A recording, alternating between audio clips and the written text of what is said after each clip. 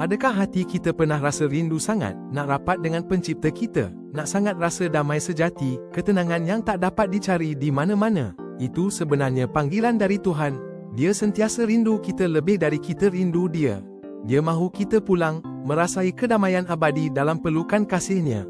Dulu, dalam kitab Imamat, ada satu persembahan penting, korban pendamaian. Ia bukan pasal kesalahan, tapi pasal meraihkan hubungan kita dengan Tuhan. Darah korban, seperti Imamat 3:2 katakan, hendaklah dipercikkan sekeliling mezbah. Ini lambang kehidupan, janji damainya. Selepas itu, ada jamuan istimewa, makan bersama Tuhan. Ini adalah persekutuan yang penuh sukacita. Tuhan kita, Dia sentiasa mencari kita, mahu kita merasai kasih-Nya yang tiada batas. Korban pendamaian itu menunjukkan betapa Dia inginkan kita merasa selamat dan disayangi. Sekarang, melalui Yesus Kristus, kita tak perlu lagi korban sebegitu.